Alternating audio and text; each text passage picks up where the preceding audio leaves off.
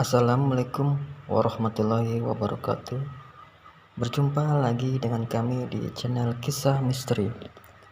Kisah misteri kali ini saya akan menceritakan kisah horor yang terjadi di sebuah desa. Sebut saja namanya Desa Mekarsari.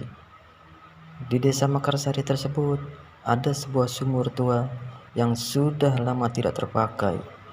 Di dalam sumur tersebut setiap malam terdengar suara yang sangat aneh, sehingga si Hadi, pemuda desa yang mendengar suara tersebut, merasa penasaran dengan suara tersebut dan dia terkejut setelah melihat ke dalam sumur tersebut. Untuk selanjutnya, kita dengarkan cerita horor berikut ini. Selamat mendengarkan.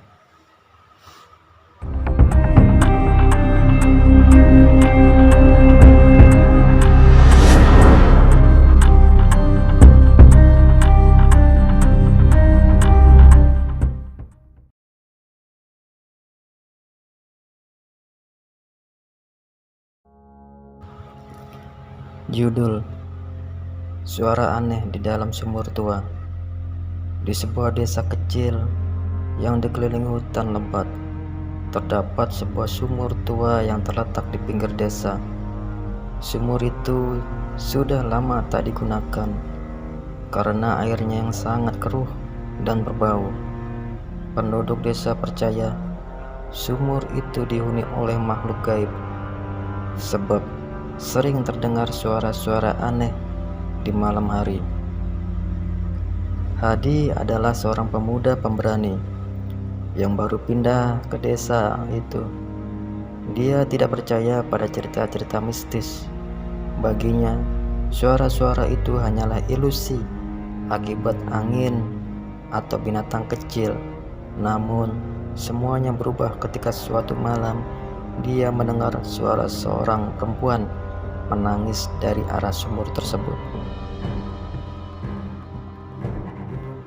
Malam itu, suasana begitu sunyi, angin berhembus lembut, membuat daun-daun bergemerisik. Saat awan melewati sumur tua itu, dia mendengar suara lirih yang memanggil, "Tolong, tolong aku." Suaranya lemah dan terputus-putus seperti berasal dari dasar sumur. Hadi mendekati dengan senter di tangan.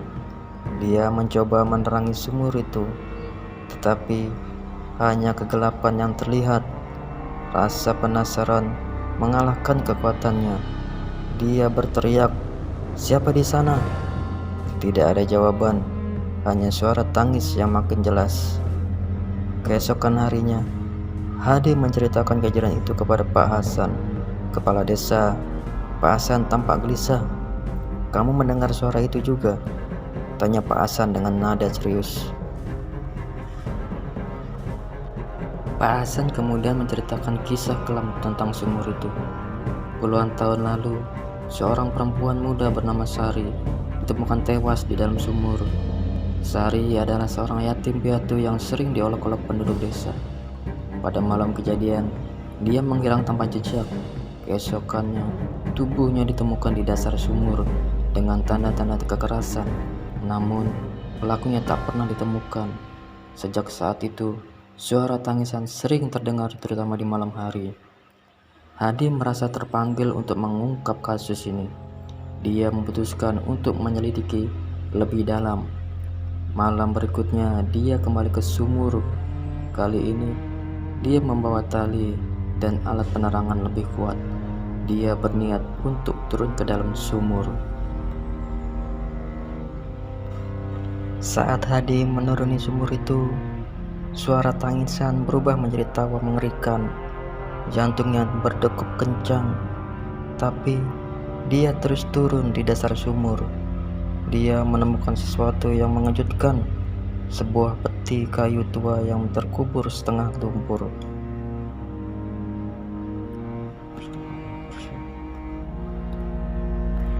Ketika peti itu dibuka, Hadi menemukan barang-barang pribadi milik Sari, sebuah buku harian kalung dan sehelai kain kelusuh. Di buku harian itu, Sari menulis tentang perlakuan buruk yang dia alami dari beberapa penduduk desa. Ada juga nama-nama yang disebutkan yang tampaknya adalah orang-orang yang bertanggung jawab atas kematiannya. Hadi kemudian membawa barang-barang itu ke Pak Hasan. Setelah membaca buku harian tersebut, Pak Hasan memutuskan untuk mengadakan pertemuan desa. Barang bukti itu akhirnya membuka kebenaran yang selama ini terkubur. Beberapa nama yang disebutkan adalah keturunan dari para pelaku yang dahulu menutupi kasus tersebut. Setelah kebenaran terungkap dan penduduk desa meminta maaf secara simbolis di dekat sumur, sehingga setelah mereka meminta maaf, suara tangisan tersebut tidak pernah terdengar lagi. Namun, Hadi tahu bahwa Sari hanya ingin kebenarannya diakui. Kini sumur itu tak lagi menyeramkan, melainkan menjadi pengingat akan keadilan yang akhirnya ditegakkan meski bertahun-tahun lamanya kasus ini terungkap. Demikianlah sepenggal cerita tentang misteri sumur tua. Semoga dari cerita tersebut kita bisa mengambil hikmah dari kejadian tersebut. Jadi intinya, kita sebagai sesama manusia jangan saling menghina atau mengolok-olok. Sebab kalau kita menghina orang tersebut akan merasa tersakiti.